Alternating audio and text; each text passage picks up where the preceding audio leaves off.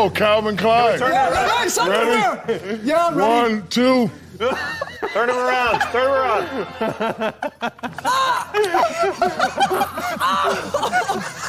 it, or are you pulling it or not?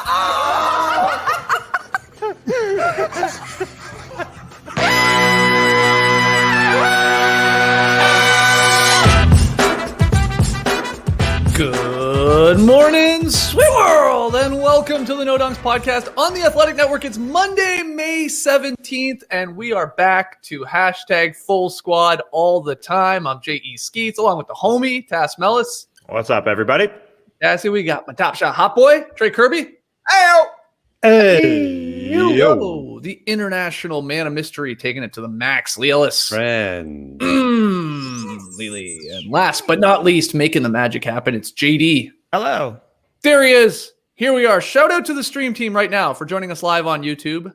Sorry, we're starting a little late. We had a lot of wedgies to put together. We'll get to them in a second, but smash that like button, leave your comments, and if you haven't already, subscribe to No Dunks on YouTube. We'd really appreciate it. Email us your questions and comments for this week's new Beach Steppin' podcast. Email them in nodunks@theathletic.com. And finally, go grab yourself some sweet No Dunks merch to rep the brand at nodunks.com. Yeah, we're going to get to setting up the play-in tournaments here and the juiciest playoff matchups that we know at least. But first, guys, we entered the weekend with 49 wedgies, one short of that magical number 50, and 3 away from setting the all-time record.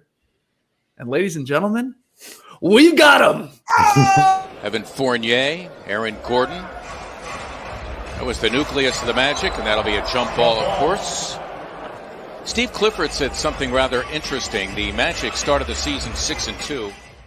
So no longer tied with Brooklyn, and we, of course, game number 72.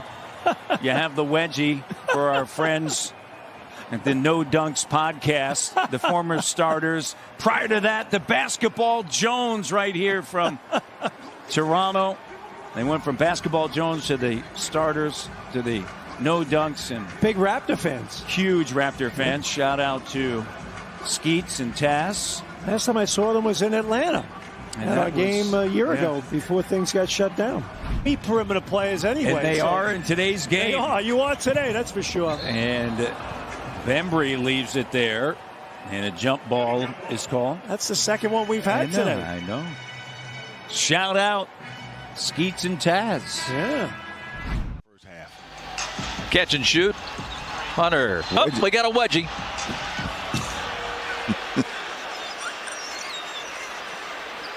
Come on, Vince. I didn't say nothing. I'm just trying to think of a rebuttal. Okay. No pun intended. None. I knew that was the word you were looking for, too. Get used to it. Oh, no. I hear it all the time, okay? And you love it. I do. You just don't say it enough. It's great. Lakers, Horton Tucker. It's 1-on-5 for Taylor. Oh, a wedgie. Oh, wedgie. Well, it wasn't really a wedgie. You just did that for a brief moment. Okay, a wedgie. Wow! A wedgie's a wedgie. What a way to end the regular season. 5 wedgies over the final weekend of this regular season. There it is. You see it at wedgietracker.com. We have hit an all-time record task. We're, of course, still going. We count them in the play-in tournament. We count them in the playoffs. But we're at 54, and beating the all-time record there is pretty special stuff. And, like, Devlin shout-outs and then a hilarious line from Vince Carter. I mean, it was a magical time, Tess. It's truly unbelievable. This just has not happened ever. And to do it with such a bang at the end of the season, I just wish on the same weekend as the Hall of Fame induction ceremony, somebody just got up there with a backboard and a ball stuck in between the rim and the backboard and just held it up there as a speech. Why the heck not? This is history. Put it in the wing. This is a big moment. Yeah, to do it with 5, it left me speechless. Like if somebody was going to do a speech, all you had to do was just hold up the backboard, and everybody knows it. Everybody around the league, wedgie, giggles, rebuttal. Did Vince do that on purpose? I don't know, but It felt like it did. It felt like he did. Yeah, good I stuff. knew that was the word you were going to say. Yeah. I knew that was the word. Yeah, well, man, what a day. It feels like Mark McGuire in 1998 chasing down Roger Maris. 61 took forever, and then he just blew past it. Ended up with 70 home runs. We might be going for 60 wedgies here once the playoffs is going, especially if we have another 4 wedgie day. That was insane yesterday. The way they just kept getting stuck. 2 wedgies from 2 DeAndres. Unprecedented stuff. Lee, I have a theory.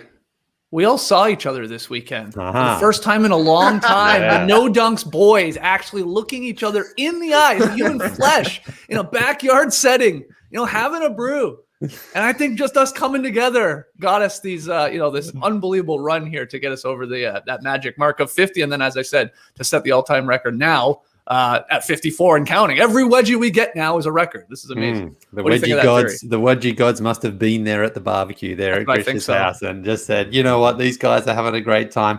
Let's give them as many wedgies as they can possibly have here. And what a fantastic weekend just to really wrap it up there. And they just came in yesterday, one after the other. Few shout outs. I like the fact as well that Stu Lance and Bill McDonald, they were questioning whether or not it was a legit wedgie. Doesn't matter how long it lasts. A wedgie is a wedgie. So great job there from the guys. And shout out to everybody that was tweeting at us and, messaging us on Instagram. Like, you guys were going nuts. Like, people were excited, especially as they start coming, like the 2 in one game. I mean, that is pretty rare. Tass, I don't have the numbers in front of me. It's happened before, I think, but not that often. Rare. Yeah, very maybe rare. A handful of times. So, and it may have it saved the Raptors season. I think actually a season from hell, a nightmare season was saved completely this last game because we got 2 edgies and. Matt Devlin, he loves nothing more than giving a Tass and Skeets showdown, man. We love that guy. What a guy. All right. Yeah, now he's dropping the lineage too. I think he's following Lamar Hurd's lead because Lamar Hurd has been doing the lineage, then he dropped it. Every single name that we've had, soon he'll drop in the free agents as well. Oh, wow. Brief name that we had there. But yeah, you talk about the barbecue boys, but also fitting that the record is set by a Toronto Raptor. Why the heck not? It comes all the way around. And for me personally, I had some reservations with the wedgie number getting up to where it was because Lee mentioned that quick one in Los Angeles. It was a wedgie. Earlier on this season, we had one that was after the whistle that landed in between the rim and the backboard, and then it slipped out. Should we count that? But we did because the broadcaster said it's a wedgie. Yeah. So, I had my reservations and then bang. I mean, they squashed that this week, and the NBA squashed it. I mean, so now the goal is 60, right, Lee? Or is it 69? Yeah. What do you want? Let's not get too sexy. I think 69 is a little bit out of reach, but 60 is definitely in play now. I mean, we've got the play-in games, and then we go straight into the playoffs. I think 60 is definitely on the table this season for sure. The all-time record in the playoffs is 6. So we'd have to get playoffs. That. Maybe squeeze one in the play-in tournament. Yeah, it'd be nice to get 1 or 2 here over this week before we actually get to the real playoffs on Saturday. Well, let's get into all that. We just spent 10 minutes talking about wedgies, but that's what we do here. Okay, so JD, if you want to help me out there, you can put up the playoffs bracket. We know the play-in games, of course, and it's going to be on Tuesday. There's no games on tonight, but on Tuesday, we have the number 10 Hornets at the number 9 Pacers. That one's a 6:30 p.m. Eastern start on TNT. Followed by the Wizards, who are the number 8 seed, got all the way up to 8th. They're in Boston to take on the number 7 seed Celtics. That one is at 9 p.m. Eastern. And the West play-in games are the number 10 Spurs against the number 9 Grizzlies, and then the number 8 Warriors against the number 7 Lakers. Those 2 Western Conference games on Wednesday. So, play-in or playoffs. You can go wherever you want because we, of course, know some of the matchups there in the actual playoffs, which start on Saturday. What's the spiciest matchup? And we're going to start in the Eastern Conference, Lee. I'll get this out of the way. We're not making predictions on today's show here because we, of course, have all week. We still have to figure out some of the actual playoff matchups in terms of who gets in from the play-in tournament. So we'll get to all that as the week goes on. But yeah, now that we know, especially the play-in games and that, what's the spiciest? Like, if for whatever reason that you have your eye on in the Eastern Conference, go have at it. I'm looking forward to Bucks Heat round 2. A real chance at redemption here for Milwaukee after what happened, especially last season, and to see what they've learned from their last 2 trips to the playoffs, because, of course, they led the Raptors a couple of years ago up 2-0 in that series and lost in 6 games. And then last season, we all know what happened down there in the bubble. They got humiliated in the most ungentlemanly of gentlemen sweeps by the Heat in the second round. I think some factors were at play. The neutral venue down there meant that the Bucks lost, real home court advantage.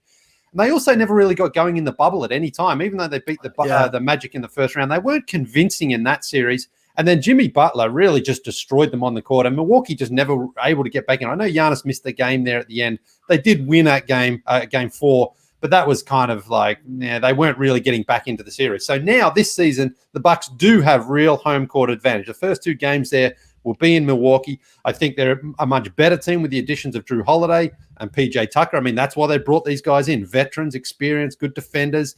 And they hope that Drew Holiday is going to be better than Eric Bledsoe's been for them in the playoffs. And I think that was the right gamble to take. And the Bucks as well could have tried to be a little bit sneaky here by losing to Miami on Saturday. They didn't, though, and I like that. I like the fact that they went out there and beat them, knowing they're probably going to face them. Jimmy Butler didn't play, but he didn't play against the Bucks at all this season in the 3 games. So, look, I think the Heat like this matchup. I think the Bucks like this matchup. I think it's going to be a grind. Yep. You can make a strong case for both teams, but I just think this one is going to be a real tough series, which I think is great for Milwaukee, because if they get past it, their path through here is going to be tough no matter who they play. And I like them going up against a team that caused them a lot of heartache last season. So I think it's going to be really, really fascinating for them just to see, is Milwaukee a different team than it has been the last 2 seasons in the playoffs? A lot of pressure on Coach Budenholzer here as well. This could be it for him if they lose in this first round. So I think this one's got so much at stake, so much at play. And for a first-round series, I think that's perfect. Okay. What do you think, Tass? You agree with that? I mean, I think we probably all agree that's going to be a great matchup. Is there another one, though, you're like, oh, I think this might be even juicier in the East? Well, I'll just mention, just talk about that series for sure. Is probably got the biggest spotlight on it, with Giannis going up against his old team. For me, I want Giannis to make quicker decisions. He's a guard / big man, but he kind of gets into the lane and sort of takes his time making those decisions. He's got to swing that thing. That wall is going to be there against this Heat defense.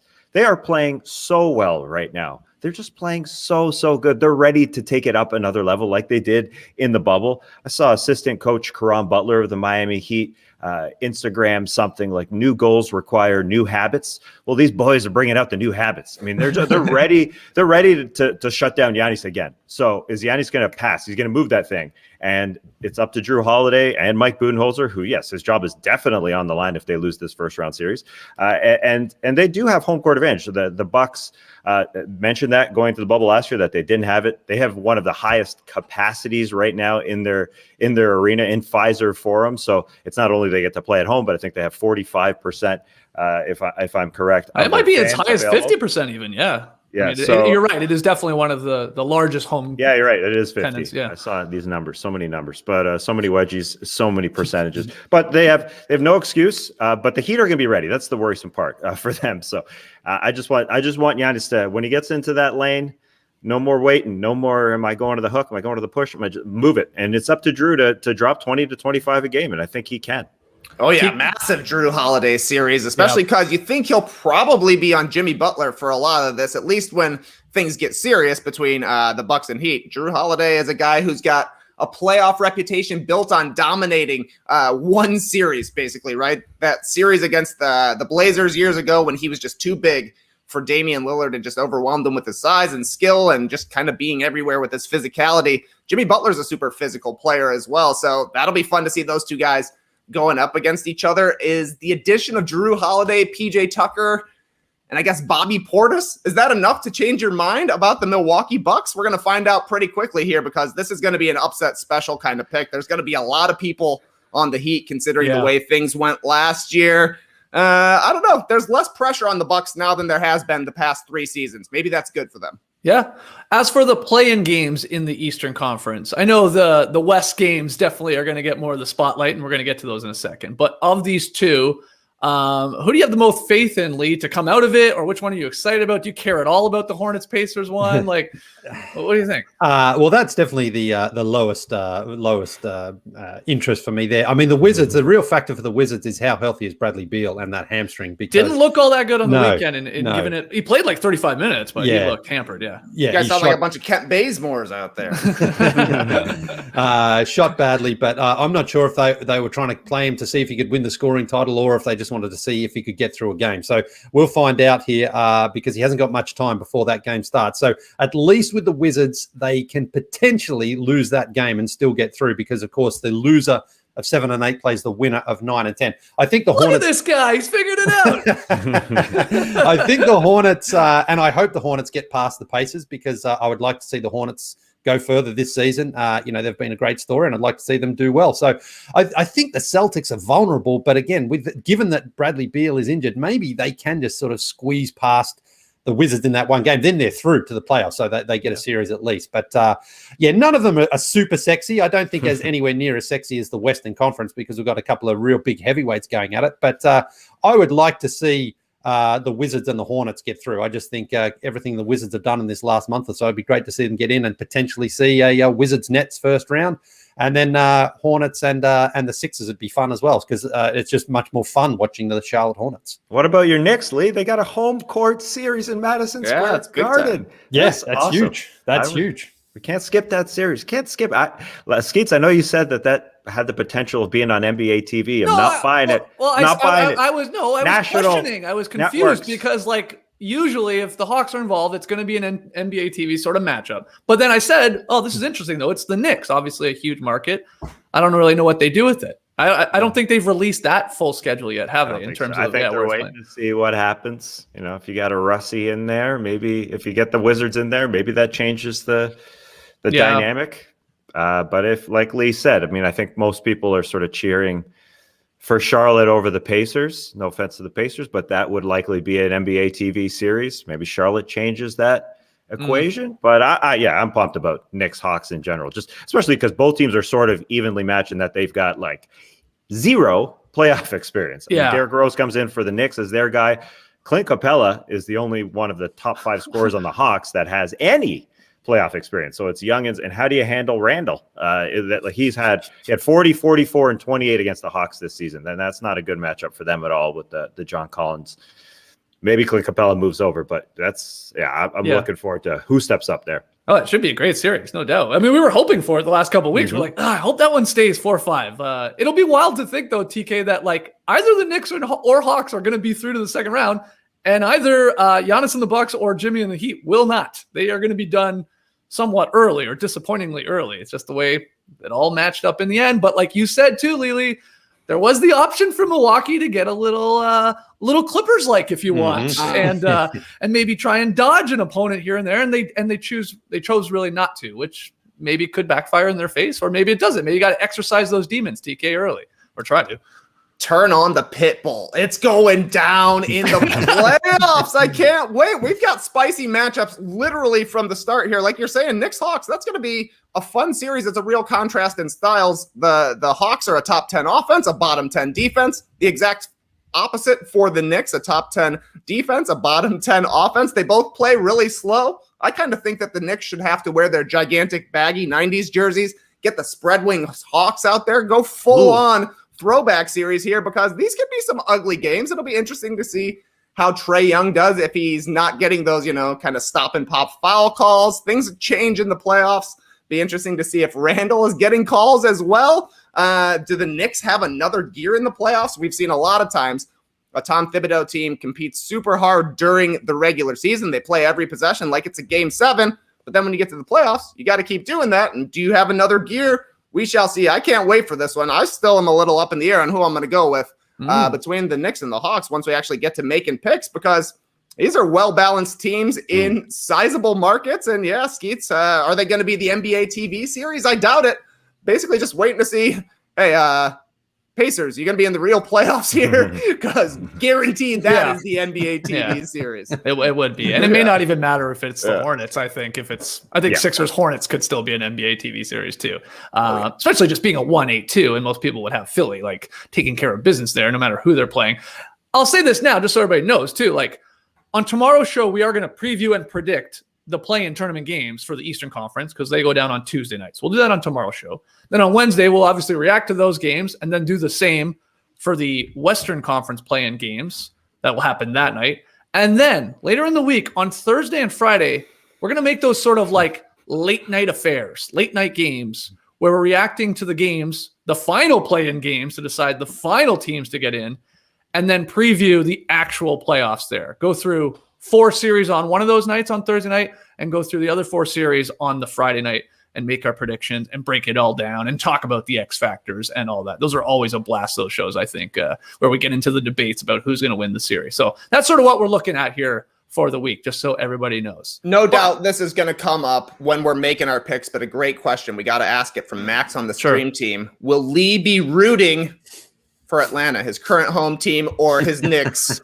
Lee, answer's both. Deep in the pocket of big Knicks for a while there. This is going to be tearing you apart, mate. Yeah. You know what, though? I think I'm going to go down to a game down at the Fortress. Playoff game against the Knicks. I think I'm going to be okay. I'm going to mask up, even though fully vaxxed and everything, and I'm going to distance. But I think that playoff atmosphere, because we know that Hawks basketball isn't a great atmosphere for a lot of the teams they play against, because it very rarely gets full. Now, I'm not sure what their capacity is, but anytime the Knicks or the Lakers are in town, they're always fun games, fun atmospheres. So we're going to get a minimum of 2 down here at the Fortress, maybe 3. I'm going to go down to 1. I think I feel okay with the situation right now that it'd be okay to go to a game. So, but who are you cheering for when you're in attendance? Is the question? Are you going to have a Hawks jersey on? I'm going to have my Threeses shirt on, my Kyle Korver shirt on for sure. Yes.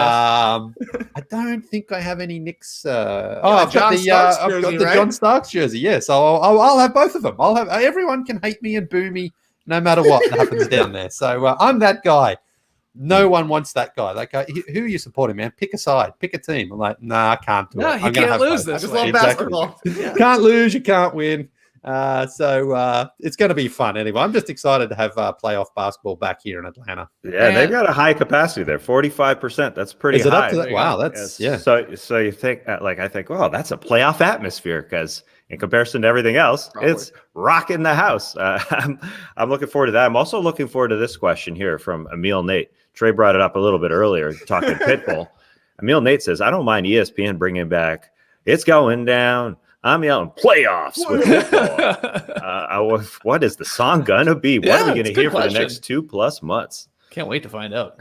It's going to be soon. I don't know if the Hawks want fans in attendance, actually. Don't they have like an incredible home record right now? And I'm like convinced a part of it has to do with, not having full capacity and not having a lot of the other fans' teams in attendance. Maybe it's actually helping them. They have like an unbelievable home record over the last like 20 games or something. Like they've lost like 2 games. Yeah, I think they're 18-2. Fans like Lee, who might just pull out the Knicks jersey. That's what I mean. I mean. This is good. Like, just don't let any more people in. Don't let people like Lee in. Is what I'm getting at here. Okay, well, we'll see. But we are excited about that series, and I'm with you, Trey. I keep going back and forth on who's going to take that. I do think it's going to be a 7-game series, but the Knicks getting home court advantage might be enough to sort of lean me towards picking them, but we'll get to that later in the week. Okay, let's go to the Western Conference. Thank you, JD, throwing that back up there. So same question for this. You can go in with the play-in games or just the matchups we know between the Clippers and Mavs and then Nuggets or Blazers.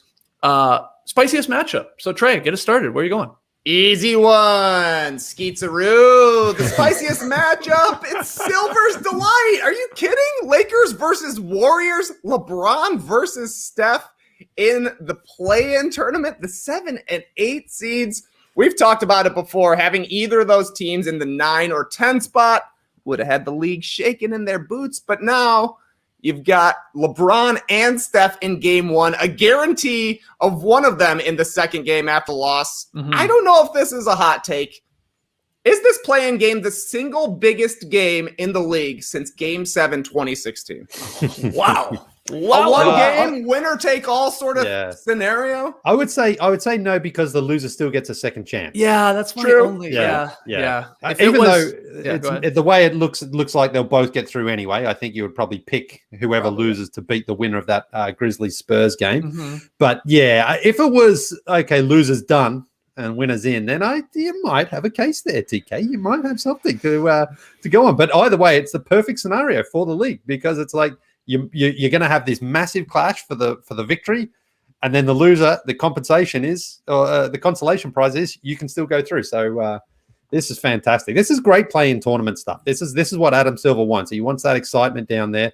And the East, not as exciting, but the West is absolutely the perfect setup, because we should get some really, really good games. And then whoever does go through, when you look at the top of the standings who they're facing, that's going to be a little bit nervous for both of those teams. Well, it's a little spicy because, I think so. either team that wins, that gets the 7 seed here, especially if it's the Lakers, they would be going up then against the Suns.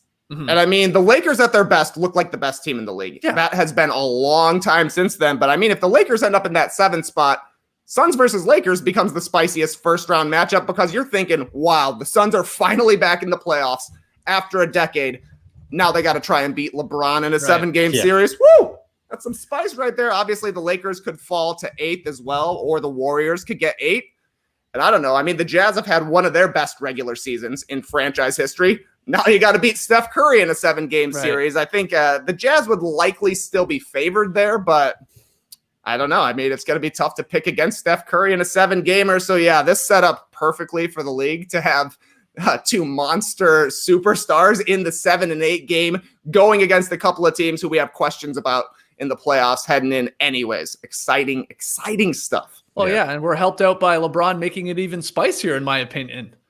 A lot of praise for Steph Curry as he gets ready to take on this guy. Curry went for 46 in 40 minutes in a big win against the Grizzlies because that was going to decide who was going to be this the 8th seed and at least get 2 cracks at actually making the thing. So the Warriors pull out the victory. But LeBron said this, Tass. Just look at what he's done this year, talking about Curry. I don't know anything else if you're looking for an MVP. If Steph is not on Golden State's team, what are we looking at? We get caught up in the records sometimes. We get caught up in who has the best record instead of just saying who had the best season that year. And Steph has had, in my opinion, the best season all year. What is LeBron doing here? What are these mind games LBJ's doing, Tass? They're about to play on Wednesday night, 10 p.m. Eastern. Start there, Lily. Hope you get a couple of your coffees that take you 8 hours to make in you for that one. But you're going to see obviously all the debate shows going nuts with this praise from LeBron. Is it mind games? As he just obviously likes a fan of Steph Curry and truthfully believes he should be MVP. What's your take on these very glowing remarks, Tess? I don't think LeBron's really playing mind games here. He's got a double elimination. That's the way I figured it out. I just like saying double elimination. Now I know a team has to lose 2 games. I don't have to think bracket, but that's an aside. LeBron, I think he's just part of this chorus that's praising Steph Curry this season. Damian Lillard continuously calls him the best shooter ever. Damian Lillard hated being compared to Steph Curry earlier in his career, but now he's just saying Steph is the best shooter ever. And I think LeBron is just respecting him too. I think everybody who just casts aside and dismisses the Warriors forgets that they're 6 games above 500. They're 39 and 33, and just the people who just say, "Oh, they're 8th in the West," that stinks. They're far above 500 now, and that's all because of Steph. He wins the scoring title at 32 points per game, a nice flat 32.0. The highest, very, very good for everybody. The highest point total as the oldest guy ever. He's scored the most points as the oldest guy ever in the NBA for a season. More than Jordan did at that age. So that's just mad respect. That's weird. I think the problem with that is Steph Curry still looks like he's 18. Yeah. So it's like, okay, I'm not that impressed for some reason about it, but you're right. That is wild. Yeah, join in, Kareem, Wilt, and Jordan as the only guys to do multiple MVPs, multiple scoring titles, and multiple championships. That's pretty good.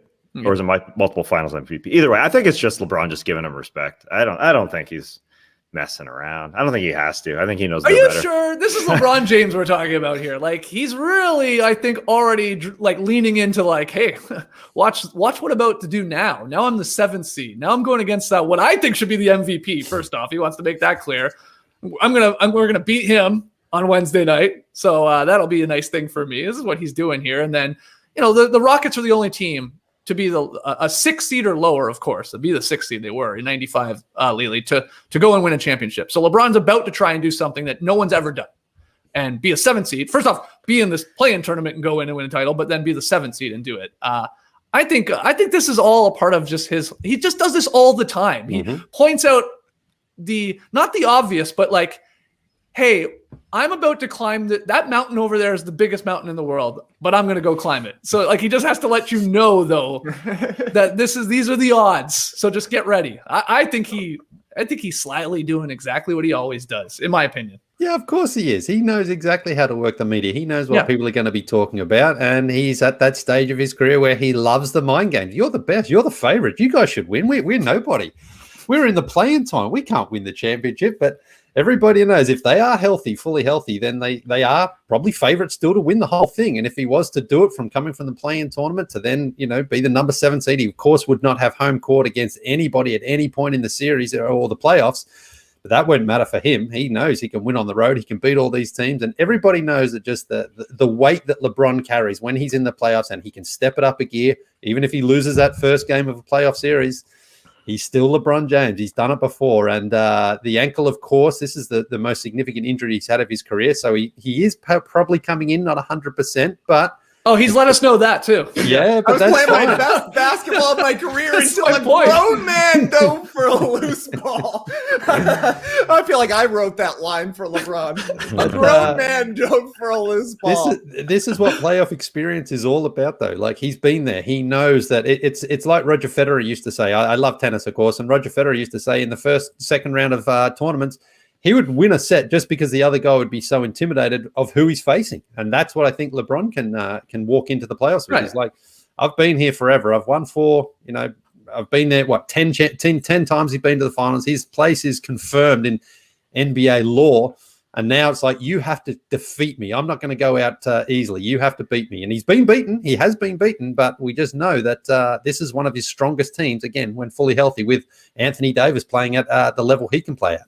The other thing, Trey, to look at with these comments from LeBron, I see the stream team pointing it out, is this just LeBron recruiting Steph Curry even more? I mean, we laugh, but is he thinking like, he's playing chess a lot of the time. He's thinking 10 steps ahead. But drafted during the All-Star game, right? That's what I mean. Yeah, exactly right. He's either recruiting or he's legacy building. It's got to be one of those two. I like what Greg here is saying in the stream team. When you're the best, you have to create problems for yourself. Lewis Hamilton is the same. Oh, vroom, vroom. Always complaining while winning. Yeah, this is like every single race. Lewis Hamilton about 20 laps in. Oh, my tires are going. Don't know if I'm going to be able to do this one. Takes home the championship every single time. Yeah, great stuff for Greg. There's no doubt he loves playing on the road. He loves the challenge of, it's freaking year 18 for him. So, he definitely needs things to spice it up. It's interesting to see on the other side when Steph's asked about, do you think the NBA wants LeBron versus Steph in the first round? Steph on the other side doesn't say a peep. He literally was asked that at a press conference. He just nodded for 15 seconds. He didn't say a word. It was just,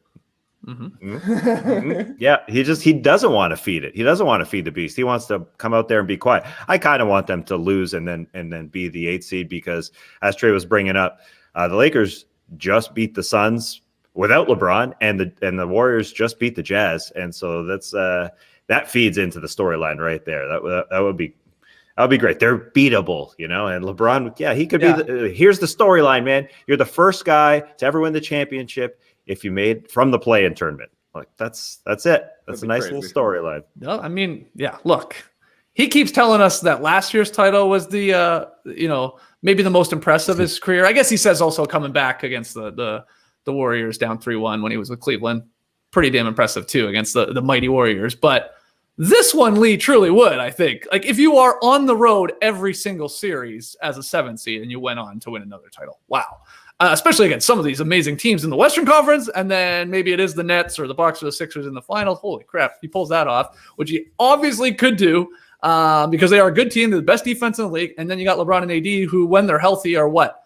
2 top 7 players in the league, maybe even higher. Depends where you want to obviously slot AD in there. So they're going to be a tough matchup. Go ahead. I mean, 73-9 Warriors, they came back the first time from 3-1 down. Yeah, they that got one's pretty amazing in those first 2 games. I mean, obviously the Cavs were, I don't know if they were 1 or 2 seed in the Eastern Conference, but that's still going to be tough, I think, to beat that because they were dead in the water. Now, obviously, Draymond Green gets suspended. Andrew Bogut gets injured as well. So there are other factors there, but I'm not prepared to put this one above that one just yet until we see how it plays out. Maybe if he has to win, 4 Game 7s on the road or something like that, perhaps. But I'm keeping 2016 as his best one so far.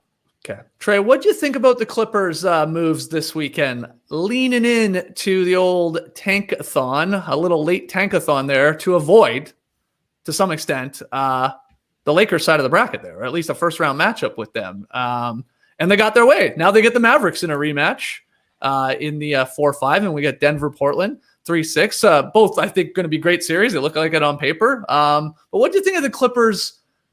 Again, decisions here to like rest guys and avoid the Lakers. That's what they did. There's no doubt. Sure. Yeah. Why not? I think it's fine. There were some scary moments for the Clippers against the Mavericks last year. Obviously, Luka Doncic hit a game winner, but all things considered, the Clippers handled that series pretty easily over the course of the games. I assume that will be the case, and that's probably what they're thinking heading in, especially considering, Porzingis isn't at his healthiest. He's not coming through the season with a clean bill of health.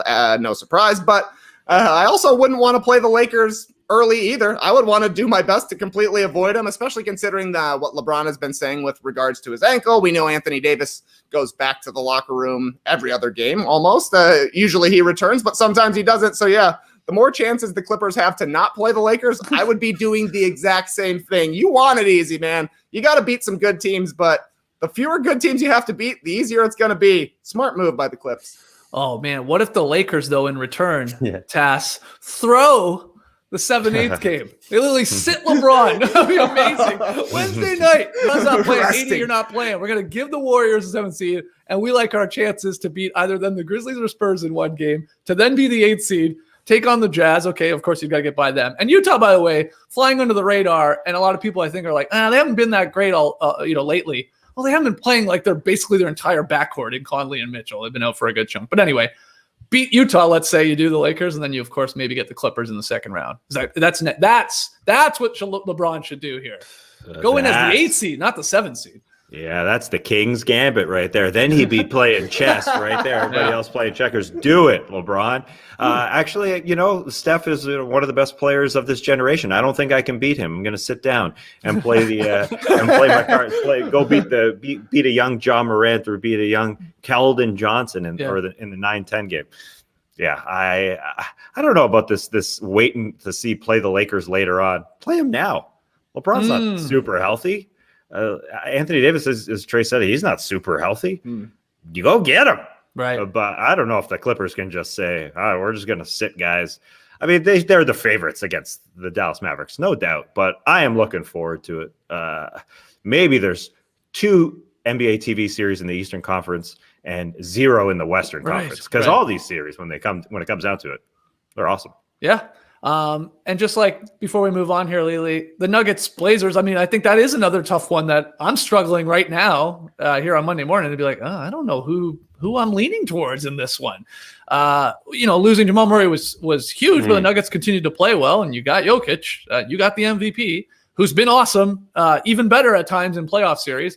But then the Blazers have started playing, their best basketball at the right time here too. We get like the old Nurk versus the Joker sort of it's not a rematch by any means, but you know what I mean. They were on the same team, former teammates there. Are you leaning one way or another with this one? Well, the Nuggets had home court advantage a few years ago and lost the game 7 at home. Remember that game where McCollum was awesome to beat the Nuggets, but that was a couple of years ago. Things are different, but the Jamal Murray factor is huge, and the Blazers last night needed to beat the Nuggets in Portland to confirm their place, which they did.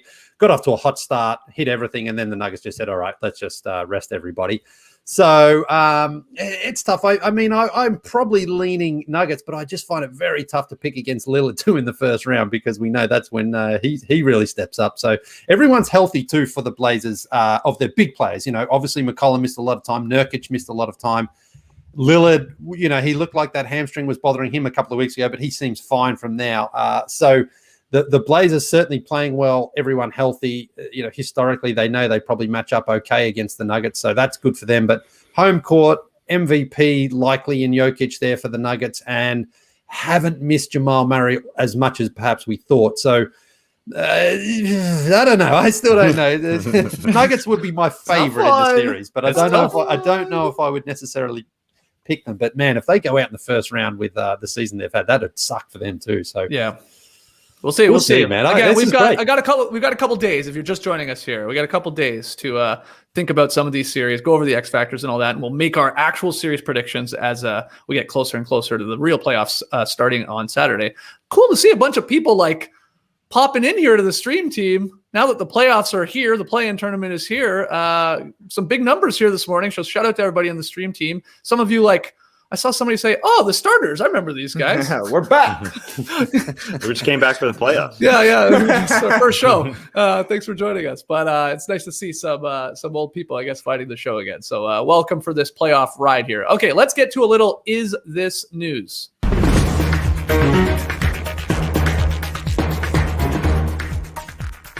Yeah, Is This News? This is a segment from the starters days. First one. Okay, I'm going to throw some headlines at you guys. You're going to tell me whether or not they're newsworthy. The first one is ESPN. We'll go to them. Paul Pierce, Chris Bosh, Chris Webber, Ben Wallace. Headline, the 2021 class for the Basketball Hall of Fame. Those are the NBA players, a lot of other coaches lead, WNBA stars, Tony Kukoc in the international wing going in. But Is This News, especially of those four guys, NBA guys, Paul Pierce, Bosh, Webber, and Ben Wallace heading in to the Hall of Fame? What do you think? I think the biggest news is that Chris Webber finally got inducted. He's been eligible since 2013. He's been a finalist the last 5 years, and he finally broke through. And I think he's deserving. I think more than just his NBA career, he had a fantastic high school and college career. I think the reason he's been kept out because of the money allegations and things like that happened when he was there in Michigan. But ultimately, Chris Webber was an incredible basketball player, and he's one Vlade Divac's tip away, I think, from potentially having a championship as well. Right. I mean, that 2002 Western Conference Finals is really what didn't derail his career, but that was the moment, I think, that if they beat the Lakers, they would have gone up 3-1. I think they probably do beat them in that series, and then they probably beat the Nets in the finals, but we'll never know the answer to that. So happy for Chris Webber to finally get in. Of those other guys, Bosh, Paul Pierce, and Ben Wallace, very happy to see Ben Wallace go into. Truly deserving player. Not a surprise to see those. And lastly, shout out to Lauren Jackson as well, who made it. Australian, great basketball player. She won everything for Australia. Not an Olympic medal, but she did win a world championship gold medal there. Won a couple of championships with the Storm, MVP, defensive player. She did it all. So great to see Lauren Jackson in the Hall of Fame. Yeah, was anyone surprised that maybe Bosh and Pierce, maybe, though I feel like more people were convinced he was going in right away, were among those first-year eligibility to get in? Trey, because we had debated Bosh and his Hall of Fame credentials. I think ultimately we all thought he was deserving and would maybe get in, but that he got in on the first go? Shocked at all if it took Webber that long, like Lee said? Or what do you think? Yeah, we had Chris Bosh's case pretty similar to Chris Webber's case when we were talking about it not too long ago. So yeah, the fact that Webber got in on the 5th try and Bosh got in on the 1st try, you can see the difference that a few titles makes when it comes to your Hall of Fame case. Obviously, Paul Pierce won a title with the Celtics, so that's basically an induction right there. That one isn't so surprising to me, but yeah, maybe the idea that Bosh got in on his very first time is surprising to see, but I don't know, we all watched through the Miami Heat Big Three era. It's not a surprise that Chris Bosh is a Hall of Famer, but I like seeing the diversity in the class here of players of the Hall of Famers here, because you got Chris Bosh, Chris Webber, Ben Wallace, and Tony Kukoc also getting inducted. These guys are all 4s or 5s in the NBA. Totally different games. Bosh and Webber, they're the all-around big guys. They looked like they could be Hall of Famers when they were getting drafted. They lived up to the billing, even if their careers didn't necessarily go the exact way you thought it would be. Ben Wallace, an undrafted guy to go to the Hall of Fame by playing defense, getting that big beef. And you got Tony Kukoc coming over, passing, handling the ball, shooting it, early unicorn stuff. So yeah, if you're 6'10", there's a lot of different ways to go into the Hall of Fame. These 4 guys are showing off. Yeah, anything to note here, Tess? It's about damn time Chris Webber got in. As simple as that. We've just been waiting for it forever. This guy is a part of the history of basketball, period. It is the Basketball Hall of Fame. I don't know how it works. I don't know how they announce the induction class for the next year while they're doing it. I never will know how it works. But I totally enjoyed it. Whether it was coming now or supposed to come next year, I don't know. But that moment too with Chris Webber doing his media and talking with Jalen Rose, his former teammate, who obviously they've had some gripes before, was damn right Wholesome. Greg Sinnott says it here on the stream team. See what Jalen Rose talking on TV. Yeah, that's the word, wholesome. I got a shirt that says love on it right now. Let's spread the frickin' love. That was wonderful to see. I sent it to our buddy Grish, the biggest Pistons fan around, the biggest C-Web fan around. I've grown up in Michigan as well. Yep. It was just it was good to see that. It's good to see him get in. There's a lot of stories around all these dudes, as Trey was sort of going through. Ben Wallace, the defender, Paul Pierce, the lifetime Celtic, it feels like. Who cares about those other teams at the end? Like all those stories to me make this a very good class as well. There's some people in the stream team saying, "Oh, this follow-up class isn't as good as Garnett." Well, nothing was ever going to be as good. Exactly. Yeah. It's a freaking good class, and just relax. These are really, really, really good basketball players. And I thought the ceremony this weekend was great too. Rudy Tomjanovich stepping up to the podium and saying, "Robert Horry, it's time for him to get in here. He deserves to get in here." That was, it was a good weekend as well. Although Tim Duncan his hair looks good, but he doesn't want to be on the mic, man. He just wants to sit down. Yeah, he talked for 12 minutes or so, though. I thought it was a pretty good speech. That's true. That's good. I thought KG was actually, pretty good too. Like I almost was like, KG, whoa, we've talked to him before back when we were working at NBA TV. That guy is, of course, passionate. Everybody knows that, but like he can start telling a story. He can go on forever. And he kept it. He had a nice structure, I thought, to his speech. As he was like, I was like, damn, I was really, really impressed. I love Tim Duncan's look. Man, and then I was thinking about it. If Tim Duncan looked like that while he was playing, it would because people think, oh, boring, Mr. Fundamental, no personality and all that. That would have helped in the weirdest way because it just makes him more memorable looking. He's cool as fuck looking now. And, he was just clean cut guy while he was in the league and went about his business and he became one of the greatest players of all time. But most people are like, this is the NBA. We need a little more personality with our stars. Needs a different haircut. Yeah. I mean, I'm only half joking, Trey. That look he's got now, it's a more memorable look. And I think it would have helped his popularity, I guess. It came up a lot on Twitter. We saw the debate, who's better, Tim Duncan or Shaq? And one of the points for Shaq was always there was that time he shaved his head but kept the sideburns. And people are like, well, I mean, that puts him over the top. Tim Duncan has nothing like that. I'm just glad Tim Duncan actually wore a suit because remember his MVP he turned up in sandals and shorts and although actually you know what, maybe it would have been better if he did the same thing for the Hall of Fame, just turned up like that. But he's just got the cool gray vibes going through the hair there as well. He's not trying to hide it at all. So so chill, man. It's awesome. Yeah. What do you think about these Robert Horry remarks though? In all honesty, Lee, is he a Hall of Fame worthy guy? Because he won a ton of titles. Yeah, I mean, he's 7-0 in finals. I mean, the definition of a role player, he just went along and did his job and never complained, understood exactly what was expected of him. Never really, obviously, a build-around guy, always a third or fourth guy. I mean, come on. So no, the answer is no. Yeah, the answer is no. You can understand why Rudy feels that way because he played such a crucial role on those Rockets championships. Rudy's not in the Hall of Fame if Robert Horry's not on his team. No one really knows what the criteria is. It's like, hey, does this guy get in because he scored a ton of points, or does this guy get in because he won a ton of championships and was always in the right spot at the right time, hit some huge shots? Yeah. Played, Robert Horry didn't start many games, but he finished a ton because he was so valuable at both ends. So, he's a great debate, I guess. It's whether or not you think it's more about the individual, accolades of that player, or whether or not his body of work and the success that he enjoyed when he was along, was really what was important. I mean, does any of those teams win the championship without Robert Horry? I mean, some, sure. All, probably not. I mean, we need a role player wing is what it comes down to. Sure, we need the wings. If that's because there's a Hall of Fame, and then there's probably other sections. We have an international wing. We have the coaching wing. But you can put Robert Horry and Derek Fisher and others in that wing. Steve Kerr, sure. But it's different. It's a different. It can't be a wing. It needs to be a whole other building. Come on. What are we doing at this point? Now we're just going to be putting everybody into. What are we doing here? One building. Yeah, exactly. We did have Bill Russell is going in again, though. He's going in as a coach, and he's going to be the 5th Hall of Famer to be inducted as both a player and a coach. Lee, quick trivia question. Do you know the other 4? Is Red Hour back in there? Not as a player. No. Lenny Wilkins. Yeah. Lenny Wilkins. John Nelson? No.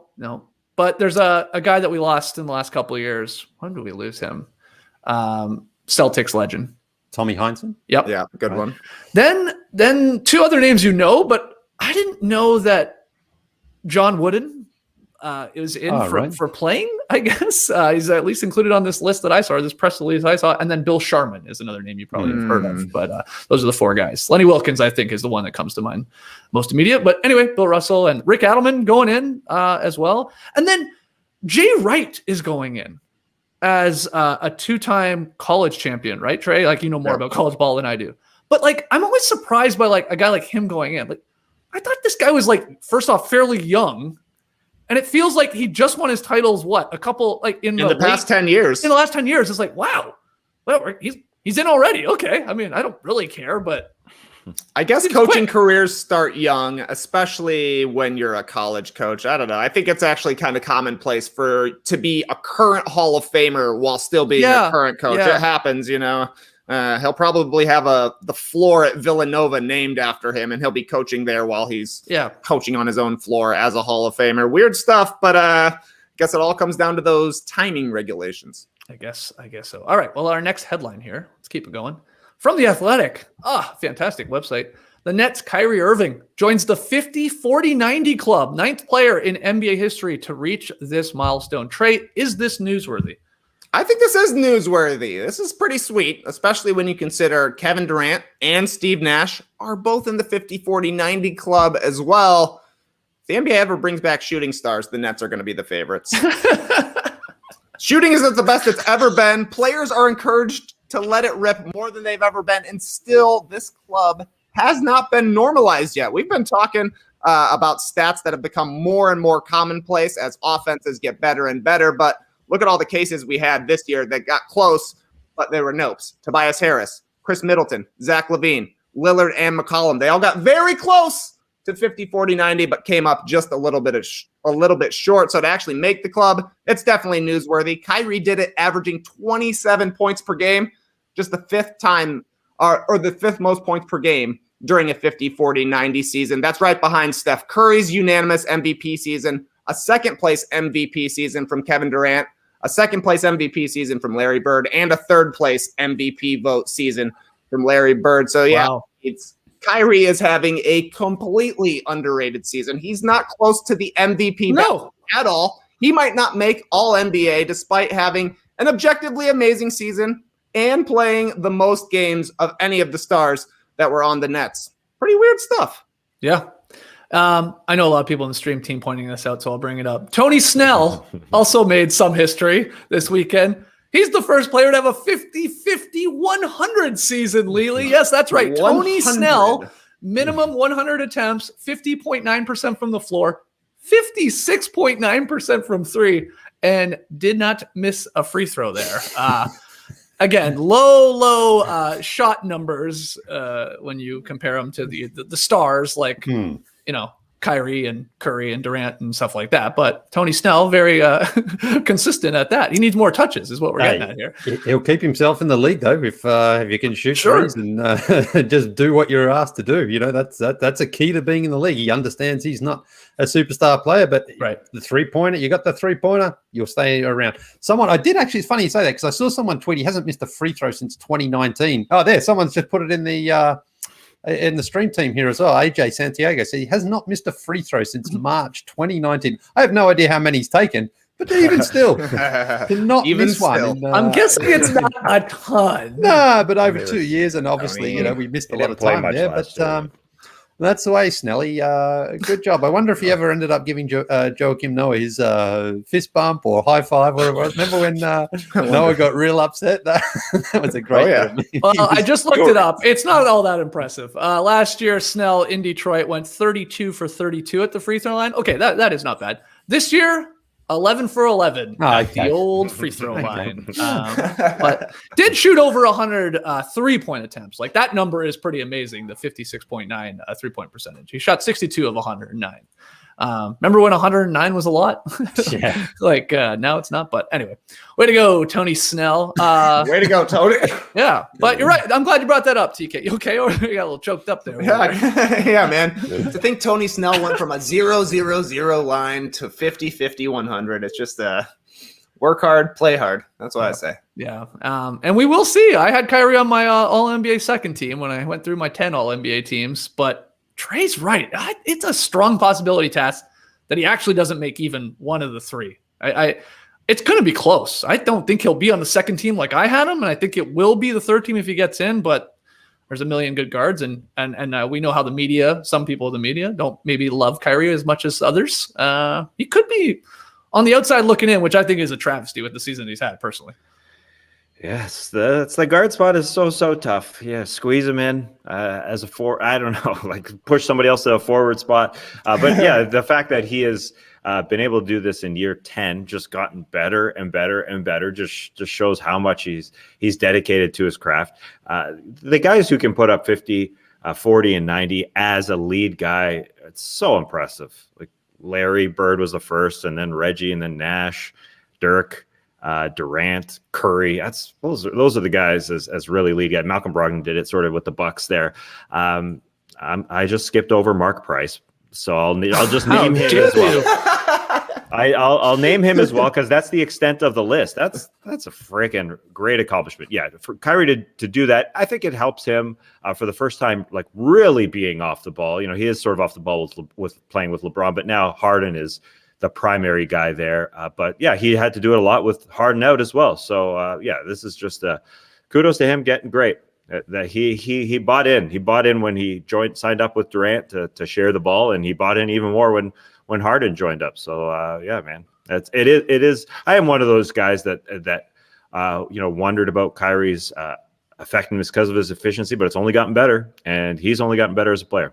Well, that's what I think is wild about that list you just went through. These are like the most elite shooters in NBA history you're basically going through. And you don't think of Kyrie Irving as like truly an elite shooter, but he sort of is now with his efficiency marks going like through the roof here. I mean, we think of him as like the handles and driving and yeah, the clutch play, don't get me wrong, but like you don't think of him like that. So that's what's special to me about it, to be in that club, the 50-40-90 club. When it's like not even his best trait, some say, TK. It's like a whole LeBron thing. Isn't that weird? Wow. Oh, crazy. Totally. He's almost a 40% shooter for his career from three. And it's he's one of the guys that you easily forget when you're going through the list of 3-point shootout winners, right? You're like, yeah, Kyrie Irving won a 3-point contest once upon a time. Guess he can shoot. Final headline, Warner Media dropping the press release, here this morning. Legendary Hall of Fame broadcaster Marv Albert announces his retirement following TNT's coverage of the 2021 Eastern Conference Finals. This is it, Lily, for Marv Albert. He's been calling professional NBA games or basketball games for nearly 60 years. 60 years. A lot of people consider him the greatest NBA play-by-play man of all time. This isn't surprising. He's like 80 years old. And you could go back and listen to the Basketball Jones podcast where it was just me and Tass up there in Canada. And I remember Tass telling you well over a decade ago that I thought Marv was losing his fastball. And it was like at times getting a little more rough, screwing up players' names, maybe missing the action here or there. This was a long time ago. And he continued to put in another like 15, 16 years since I made those comments. But it now, especially with this whole COVID thing, not in the arena, is calling it from home in this weird setup and just getting up there in age. Most people are like, yeah, he's misidentifying players and stuff like that. And it was only a matter of time, but he's going out on his terms here and he's hanging it up at the end of the postseason. But what an unbelievable, of course, career. And I probably agree that he is, at least, especially our generation growing up, like Marv Albert was the voice of the most iconic playoff moments in NBA history. So anything to add to Marv moving on there? Well, yeah, it is. It was coming this day. And unfortunately, yeah, Marv has really, he just gets, he's a tough listen. He's a very tough listen these last, this season especially, but the last couple of seasons. But, for me personally, growing up watching in the 80s and 90s, and Marv was old then because he was calling the Willis Reed game from the 70s. And it's like, here we are 30 years later and he's still calling games. And, just some iconic moments in the game. Of course, a spectacular move, and the Jordan dunk on Patrick Ewing, like, oh, what a move by Jordan, like those things to me, like I just will forever associate with Marv. And when I first really started falling in love with the game, and he's done incredible. His passion to still be interested in basketball after commenting for this long is actually quite admirable. That he didn't just sort of at one point just say, you know what, I've called thousands of games. You know what, I'm just going to chill out now and relax. So that's commendable. But sadly, it has been pretty awkward at times listening to him this year when he just completely misses a play, or he doesn't understand a call or a foul call, or, completely fluffs it. So, and it's been happening more and more, but Marv is a legend of the game, and, we'll miss him being around the game, but it's time to move on. Yeah, this was in the press release, and I couldn't tell if it was a joke, TK. He said, this was Marv. Now I'll have the opportunity to hone my gardening skills and work on my ballroom dancing. Got him. I don't know. I'm like, wow, is Marv into ballroom dancing? He's been waiting 60 years to get into it. Yeah, I mean, you guys are right. The end was not kind to Marv Albert, but that'll all be a footnote eventually, right? We'll look back and think, man, this guy made saying the word yes an iconic catchphrase. That's pretty impressive. Simply the word yes! And everybody does it. It's like Michael Jordan making shrugging his thing. You can't shrug in the NBA without somebody saying, oh, that's a Michael Jordan shrug. We shrug every day, every single person, but it's not always a Michael Jordan shrug. In the NBA, it is. In the NBA, saying yes is a Marv Albert call. It's true. He started as the Knicks ball boy too, and then sort of took over radio play-by-play action, spun it into that, and here he is all these times later. So he's off after the Eastern Conference Finals there with TNT. I think they have some plans in store here, tasks celebrating his obviously pretty long career here and his best moments and stuff like that. I'm sure we'll see some of these things being released as we move through the playoffs there with TNT. And I guess related, Chris Webber is also not going to be doing the playoff calls for TNT as well. He is, he was paired there with Marv. They're totally unrelated, by according to the press release at all, but at least. But no C-Web either on the call. So I guess are we going to be getting some just out of nowhere new blood here, or is it just Reggie, Jim Jackson, Brian Anderson, Grant Hill, and then the play-by-play guys in Harlan and Eagle and Brian Anderson, which are obviously great play-by-play guys. Or maybe we get a surprise Vince Carter, maybe. He's ESPN. Oh, is ESPN? Yeah, that's a good point. That's a good point. Calling the Hawks games. We'll see. Maybe we get Matty D and Jack in for a game, because sometimes they do that with the teams that are eliminated. And Matty D's called some other players. Worked a lot of TNT games. Yeah. But maybe he just would like a break too.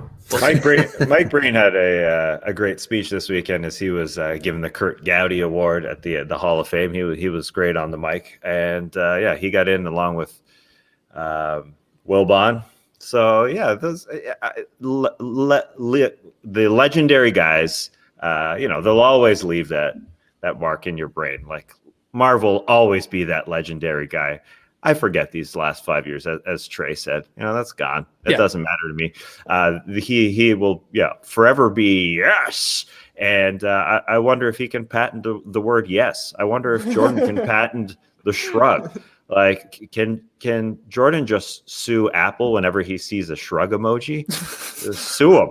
Sue him. That's a little mine. Royalty every time you use it. It is wild to think too. We grew up with Marv just because of our age, but there are kids or younger people at least growing up with basically Harlan as their Marv, or Breen, I guess, to some extent too, with the iconic calls. And they're both great. So I'm sure we'll be hearing them for still another 20, 30 years. These guys can go for a long time. All right. So those were our Is This News headlines. Let us know if any of those or none of them were newsworthy. Time for Tweet of the Night. Tweet of the Night. Wow. Twitter. Well, Tweet of the Night, this is perfect. It's actually a Mike Breen clip, and it's from @NicksMSGN. And the caption to the tweet before we play the clip was, "Taco Fall shall henceforth be known as Taco Bell. Thank you for this, Mike Breen." Roll the clip, JD. Noel keeps it alive, but right to Taco Bell. Here comes Parker. Did I just say Taco Bell? Oh my goodness! You must be hungry, bro. I need to get some sleep.